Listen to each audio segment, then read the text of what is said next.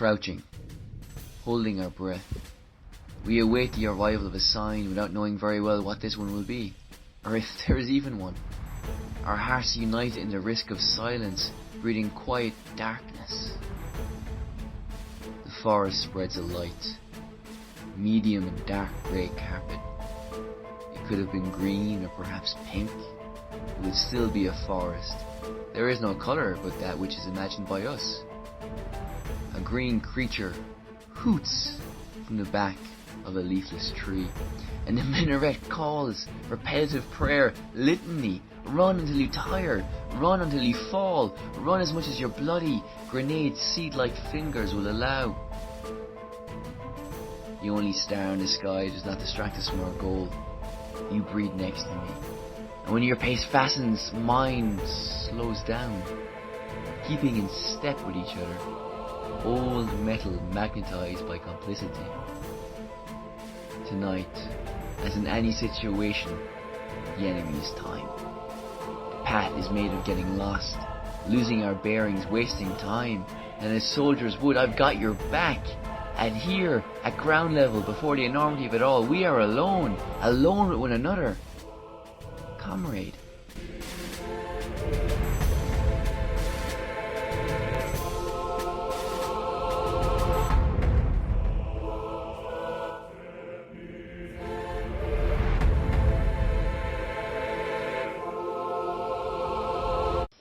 Welcome to two-pack part 2 of the show. This is where we talk about video games. So we've gone to exhibitions for the last 54 or 5 podcasts just to justify this episode. This is what we wanted to record as episode number 1. But we wanted to be taken seriously as a podcast. So we had to go through the grind of photographic exhibitions, arty stuff that neither of us actually truly cares about. Because we are just big video gamers and obsessed with digital entertainment. Sure. Isn't that correct? Well, correct. Accurate. Nintendo, huh? Nintendo? Yeah. You can say whatever you want to me. I won't know any of it. No, because I watched a movie recently and Nintendo was like the go-to video game reference. I'm just wondering, when will that stop being the video game reference used in movies? Because whenever they want to talk about kids playing their Nintendos, it's always like Nintendo is the catch-all term, even though Nintendo hasn't been really relevant for 20 years maybe. It's always been PlayStation, Xbox. Obviously Nintendo is still a player, but in movies, why are your eyes glazing over? Glazing over? Yeah. I was just thinking that probably when Mario dies. Mario is immortal, I believe. So then the references will continue. Yeah. Spacebar. Actually, PC football is coming back. What do you mean it's coming back? Like they're Where did it go? It to the back row of the of the computer programs room. I love your insider knowledge of computer stuff. So yeah, you used to play PC football. Mm-hmm. That was the name of the game, PC football. It was, yes. With your brother. With my brother. You were in charge of what task? Pressing the spacebar, which was a tackle. Okay. That's the most important thing. Who's your favourite player? Poborski. Karol Poborski. That was going to be Stefan Kuntz. No, because we always play the Czech Republic. I've told you this before. Yeah, do you know why you play Czech Republic? Because we just like them best. Okay, no particular reason. Well, they were just a good team, and we didn't want to play the biggies. Wasn't because, well, you know, Croatia, people like playing with them because of the jersey, the Czech pattern. I don't know, like Holland also have a classic strip, kind of like a romantic team, but you never played as either of those teams, you just played as well, you didn't play, you just tackled, you were the destroyer. Well, I played, like that's the most important thing of playing. Do you remember the soundtrack? No. No? Okay. I'm not sure there was one. I'm not sure we had speakers. Was there commentators? This was like a 364 or something. So. A 364? What is that? Well, computers before you were born. It sounds like a hopscotch game. Computers, no, like a model of computer. Oh, really? Before, yes. Yeah? Do you know what bit the game was in? How do you mean? I won't even continue with that line of questioning. There was no bits back then. There were bits. Of course there were bits back then. Well, like 1 or 2. What Nintendo 64? Yeah. What do you think the 64 refers to? I don't know, 64. Ah, well, 32, 64. Yeah, why are they referring to though? Well, like, because it's... Well, I don't know. 64 bits. Yeah, okay. And the PlayStation had 32 bits, the original PlayStation. Okay, so PC Football maybe 1 or 2. 1 or 2 bits. Well, even less than Pong from like the 70s or something. Even less. Wow. Were your family poor or something? You couldn't buy a Game Boy or anything like that, or? Oh, well, this was an original game. Like, this was like copied from somebody else. Oh, really? Of course. Alright, okay. Interesting. Okay, so, you've been exposed to football soundtracks. I mean, not football soundtracks, video game soundtracks. The video game industry is bigger than the movie industry, the music industry, and several other industries. Some of less good repute than the others. Anyway, but you've been exposed, interesting word in the context, to video game soundtracks of 2 different games while you've known me over the last few years, but specifically over the last couple of weeks. You're not a gamer, it's safe to say. No. No. Okay, quick fire question. Yoshi or Princess Peach? Yoshi. Okay, good. I'm not sure if that's the correct answer or not. Yes, because Princess Peach is just like... Very blanda. Yes. Yeah. Too girly. Too girly. You're a bit more tomboyish, is that it? No, I'm more tortoise, I don't know. You're more tortoise than woman. Depends on the day. What, like the month? Or... So what about the video game? So you've been exposed to the soundtracks of various video games on my YouTube playlist while you've been here in Casa de Moi. So you're not a video game player, so what has your emotional reaction been to these songs? So I'm going to get that answer from you. I think we'll go into more detail, because I know we've been faffing about it for the last 5 minutes talking about random crap like space bars and Yoshis. So what has been your emotional response to these scores, to these songs, to these pieces of music? Well, I think some of them were epic. You know, it's really a lot of like emotion, a lot of I don't know. It evokes like lots of things to do with bravery and yeah. I don't know, very historical. So if I hadn't told you that they were video game soundtracks, would you have said this is probably from a movie or from a hit HBO series? That's what I or something more. Say next. Really, yeah. They're pretty much like movie scores. I really like epic movies, and I really like epic movie scores. So some of those were like, you know, really, really nice, and it was only because you told me that I got to know they were from video games. What's your favorite epic movie then? Oh, I've got a couple. Well, tell me the couple then. Okay, well, I like The English Patient very much. Well, I know why. Yeah. Not for very epic reasons. Well, very epic. And, well, I like Legends of the Fall as well. Legends of the Fall? Oh, yeah? Yes. Also very epic. Oh, really? You must know, yes. If I must know? Yes. Epic in what sense? Well, they're like really, you know, big stories with a lot of like, well, traveling and I don't know, hardships of life and drama and... You could watch a soap opera for that. No, because, well, soap opera doesn't have like a historical, you know, setting that is worth researching more. Okay. Because that's not important for the story. For the story, but in epic movies, like the history plays a really important part in the story. Okay. Of course. Okay. Excellent. Very good. So, you can stop looking at me like that. I'm not making references to anything. You're not hearing my clearly. I think you are. Okay. Are you? No, I've already told you. Are you making a secret reference to something? No. Okay. Are you? No. Okay, don't worry. Okay, so I'm not going to clear this up for the audience because it might embarrass you. So the reason we're talking about soundtracks sounding so amazing is because I think there's been a huge shift. Well, in video games, there's been the eternal question about whether video games are art, and I think this is definitely tied up into the soundtracks, because I think the soundtracks really reflect themes and ideas and plot points and motifs and all these kind of rich details of a story, because a video game is supposed to move you, and the more it can move you, the more you will enjoy it, and the music is a part of that. But the moving music is going to be a reflection of how well the story is rendered, and the bits and the graphic capabilities, the voice acting, the storytelling, and all the different dimensions of a video game. And once all of that is in place, then the music can top it all off and reflect the kind of breadth and kind of scope of a particular story.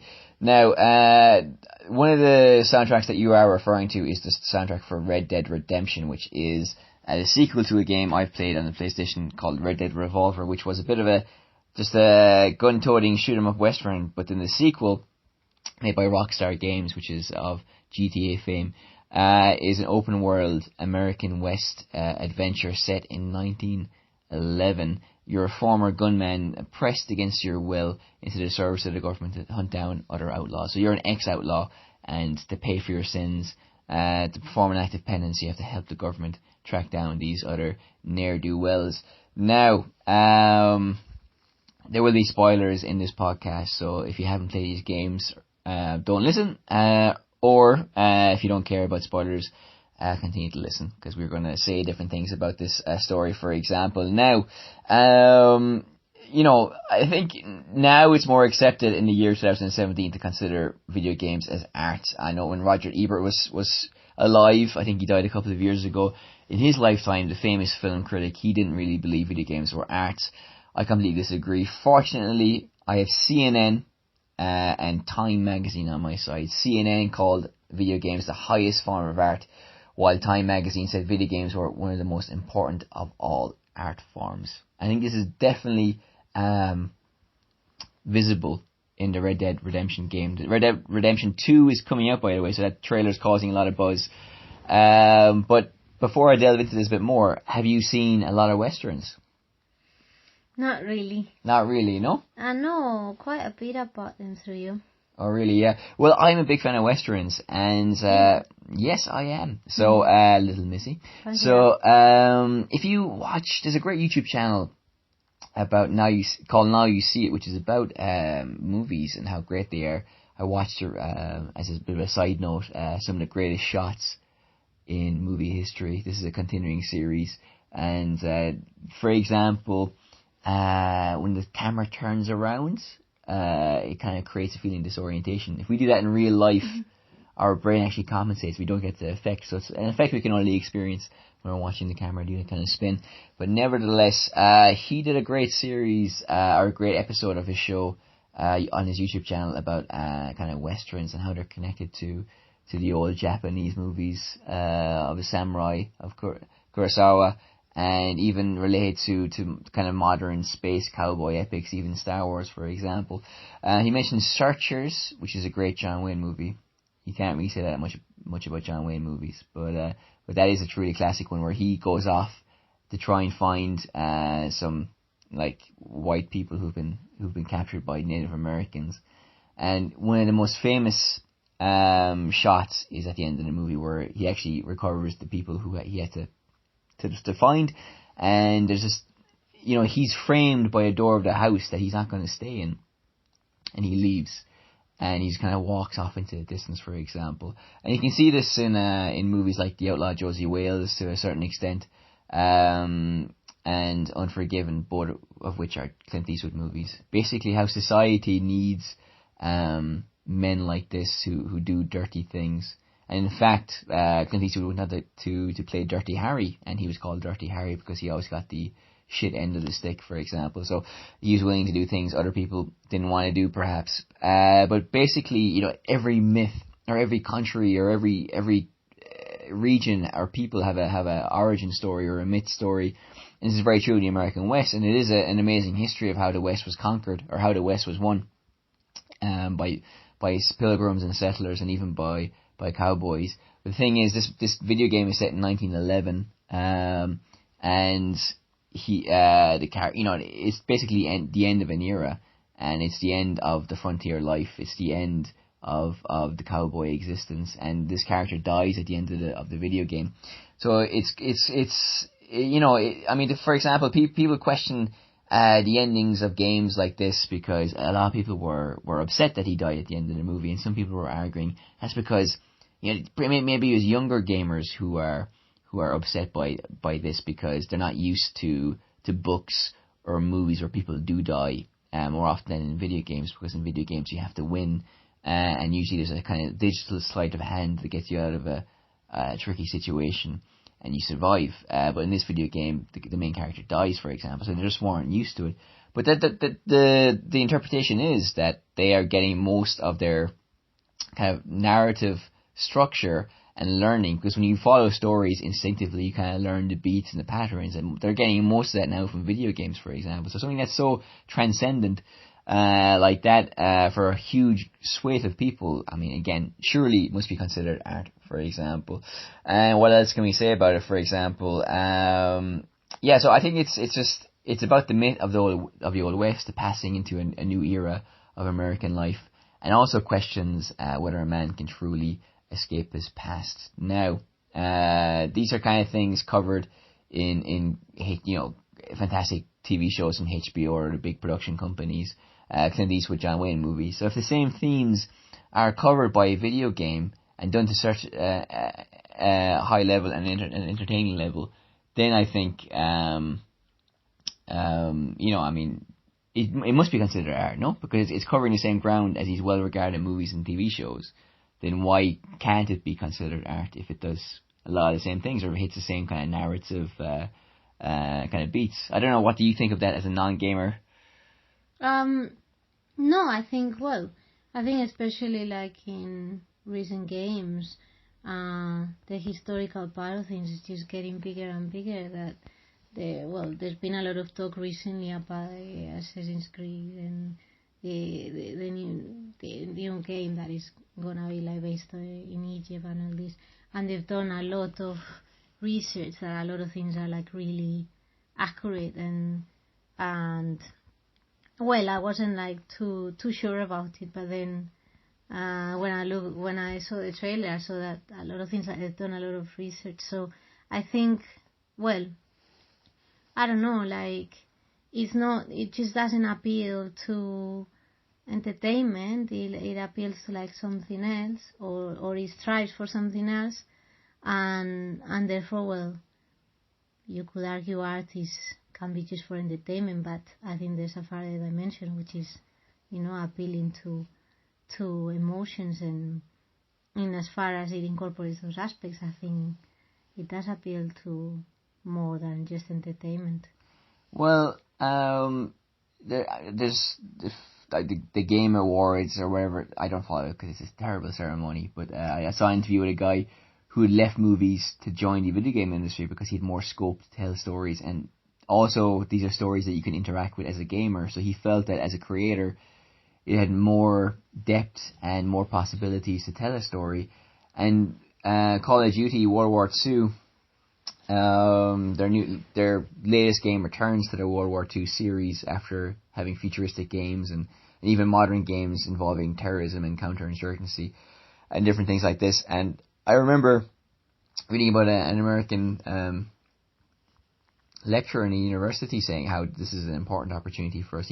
These kind of games, even Battlefield is also another historically accurate game, that they can teach us things about history. They can provoke interest from people, and they're a very important medium for keeping common history alive and popular history alive, and we shouldn't discount them as a culture from telling the stories of history as well.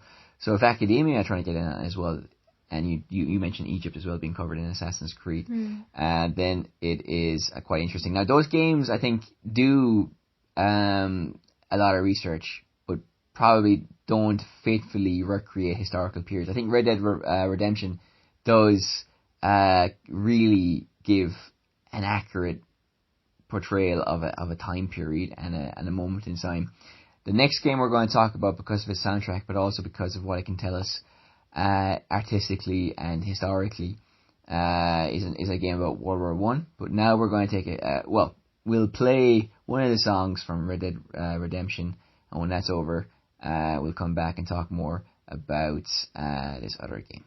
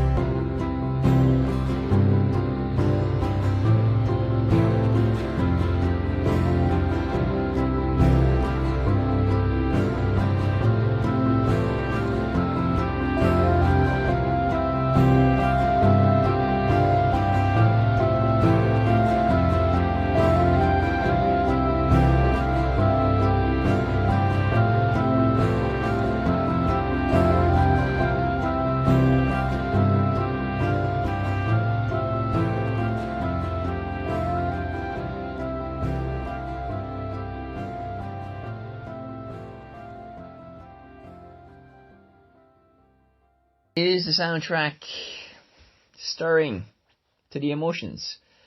Does it provoke a deep emotional response? Yes. Will it sound out of place in a movie? No. This is the soundtrack to Valiant Hearts. I've sent this to you before. I've spoken to you about it before. I've even met you the day of me passing this game, and I was wearing sunglasses. Do you remember why? I think you were quite upset by the end. Exactly. I was very surprised and hurt by what happened at the end. It was a very emotional story, and it got me in a way few games have ever gotten me, for example. So before we go into this, I just want to kind of name check a few other games, just to maintain your interest as well. Ico from PlayStation 2, Shadow of the Colossus also from PlayStation 2. Now I've seen this mentioned in the CNN article, and it's a game I've played myself. It's where you're, well, not your girlfriend, but the character's girlfriend, is unconscious, and you have to slay great beasts across this empty, vast land. It's very lonely and empty, and then you come across these beasts and you have to kill them. And then when they die, they actually die in a very emotional way. It's just like, why am I killing these noble and great creatures? They're not doing anything to me. So it kind of it makes not martyrs, but it just gives you a funny feeling of why am I killing these great characters? And the person behind this, he's a Japanese man, has released another game which is on the PlayStation 4 and probably other platforms, which kind of maintains this kind of artistic style. The rendering of the landscape in the background is very nice as well. There's Journey, which is an independent game. Now the good thing about PlayStation 4 is that, yeah, this is another thing why it's artistic, I think, because if it's democratic and people can do it, then it's art, because people can paint regardless of their level. You know, okay, you mightn't get your painting into the Prado or the Reina Sofia, but there's exhibitions for amateur artists. And also you have people who aren't amateur, they're professional, but they're independent gamers who are making their own games. Journey is one such game where you're like an alien creature and you have to journey through a desert. You play it online so you can meet other people as well who can help you in your quest. And your object is just to go home, and you just have to solve puzzles and go through this beautiful landscape. And it's quite a peaceful game. And then there is Limbo, where you're stuck in limbo and you're going through a landscape which is like full of shadows and dark things and kind of out of focus backgrounds, and it's quite an evocative experience. And there's one game which is also an independent game where you're basically driving a car and you have to avoid obstacles, and you're trying to escape from Eastern Europe, for example. And it's based on the guy who created it. It's based on his memories from escaping from Eastern Europe when he was a kid, for example. So you know, there's a lot of scope, there's lots of possibility here. We're going to move swiftly on to the game Valiant Hearts, which is set in World War One. It's a French game which is based on World War One letters. And what I like about it is this, basically, because World War Two, we've discussed this before, U.S. citizens soldiers. When Vietnam War movies were being made, they were relatively very close to the ending of the conflict. So I think the stories of these everyday men were very evocative and very emotional. But World War One, I believe, the stories of the normal people who had to go through this conflict and survive it, I think their stories got lost in the vapor emitted by the burning out of the old empires, you know, because I think when we think of World War One, it is the kind of the last gasps of kind of ancient empires, in a sense. Not ancient, but very old ones, you know. The world was definitely changing, which you can see on the battlefields of World War One through mechanization and dropping bombs from planes and gas and tanks even being developed, for example. So, but you know, it doesn't feel relatable because it seems like such a far away thing, even though it's not that far away in historical terms. But I think that's why, at least in my mind, we haven't really learned that much about it. But also as well because in Ireland, it's just not done to learn about World War One. Well, it wasn't for a long time. I think now it wouldn't really matter if you learned about it. But I think people didn't like the idea of Irish soldiers going off to fight for Britain when our independence was to be won at home. But you know, it's a very complicated moment in our history. We're going off to fight for the rights of small nations like Belgium. We went to see a documentary about Africans who did that in the Spanish Civil War. No, if we fight for the freedom of other people, it can help us fight for our freedom back home. So you remember this documentary, no? Yes, of yeah. course. It was a life for us, and it was a life for them. So never do that. again in the future. Never works, no?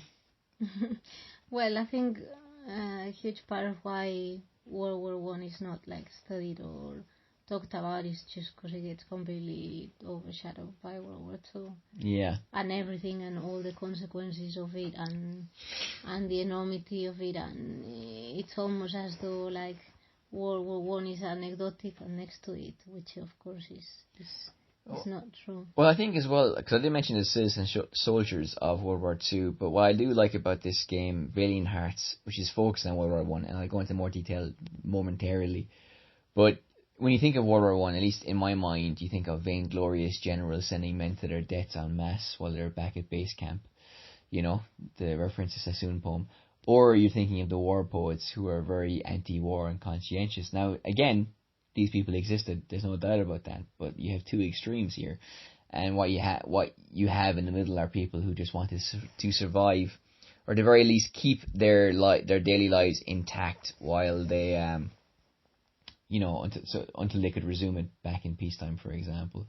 And those are the stories that we follow in Valiant Hearts. Now, to talk about the soundtrack and why it's artistic and why the game as a whole is artistic, is because the ending is very emotional for two reasons. Because of the story and the relationship you build up with the characters over the course of the game, but also because the music is genuinely affecting.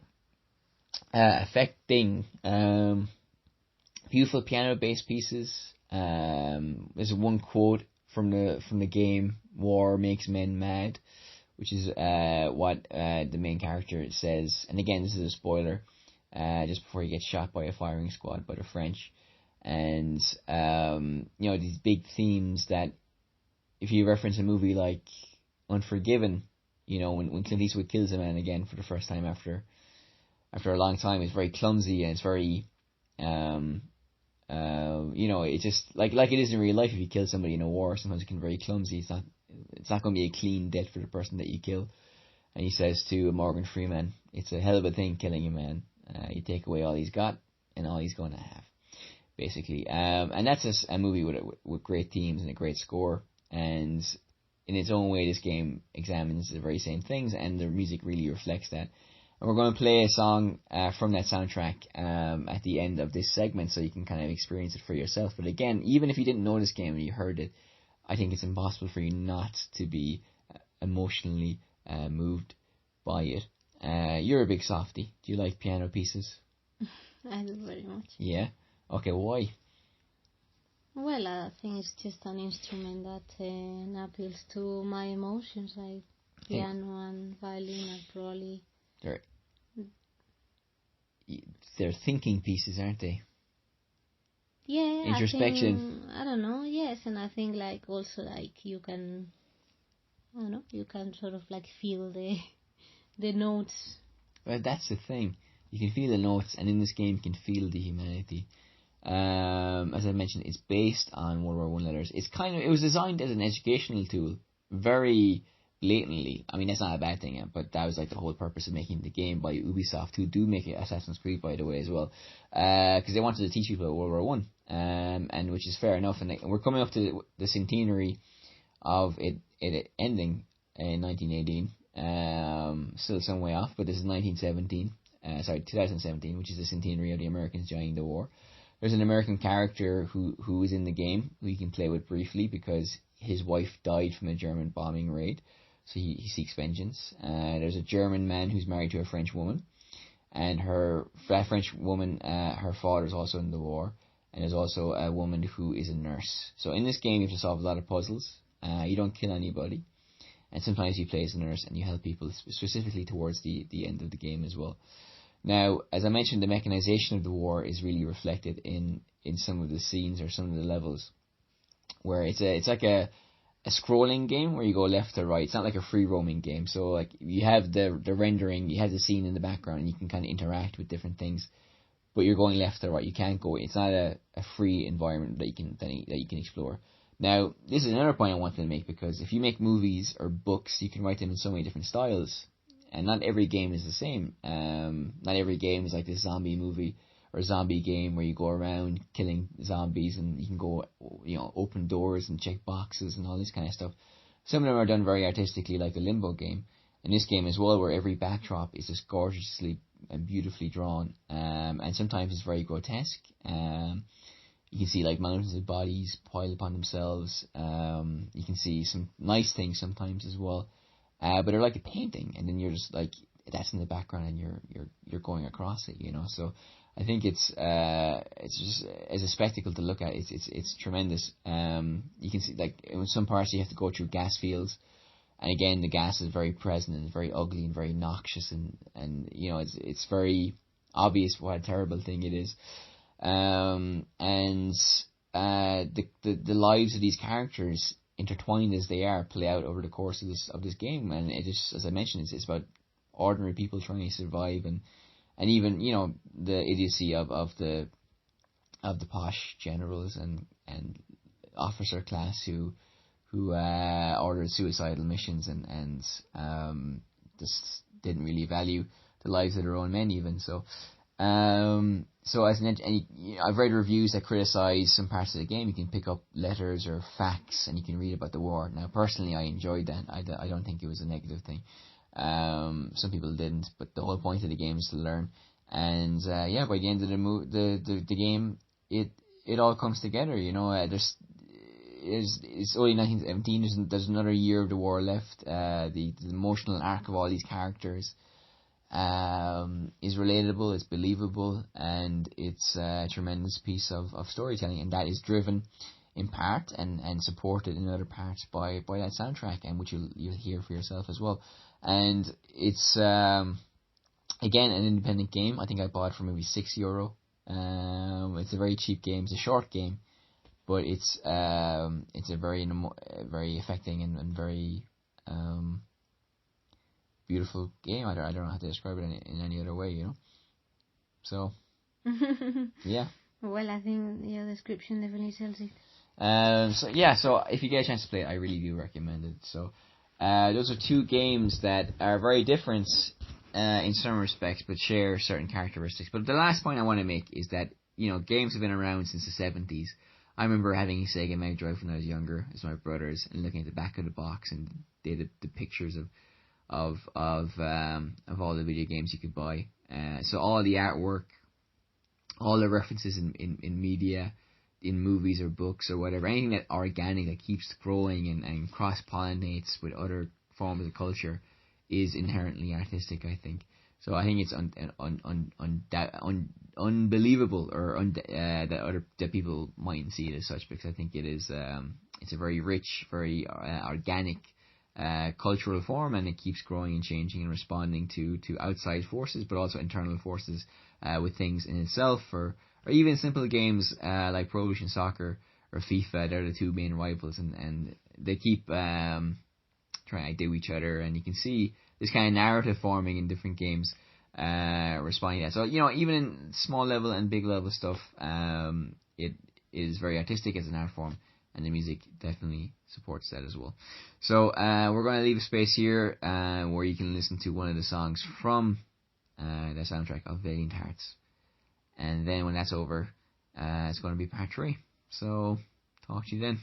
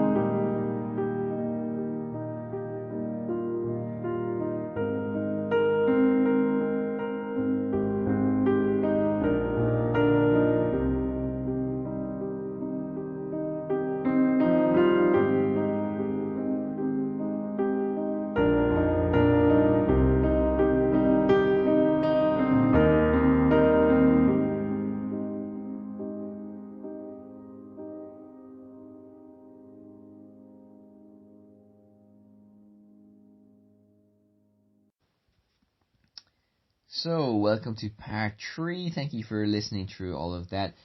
Now, I'm off to an arcade to play Space Invaders. You in? I'm in.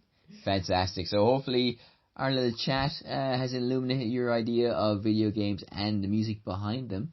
In the same way, the screen of a TV will faintly illuminate your face as you slavishly battle through all the minions to get to that final delicious boss battle in Marshmallow Island to get the girl and to save the world.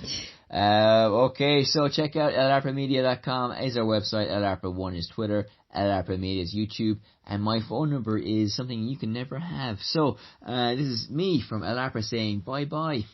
And me saying bye. Up, up, down, down, left, right, be a start. Just because we use cheats doesn't mean we're not smart. I don't see what anyone can see in anyone else but You are always trying to keep it real. I'm in love with how you feel. I don't see what anyone can see in anyone else but we both have shiny, happy fits of rage. You want more fans, I want more stage. I don't see what anyone can see in anyone else but Don Quixote was a steel driving man. My name is Adam, I'm your biggest fan. I don't see what anyone can see in anyone else but squinched up your face and did a dance. Shook a little turd out of the bottom of your pants. I don't see what anyone can see in anyone else but you.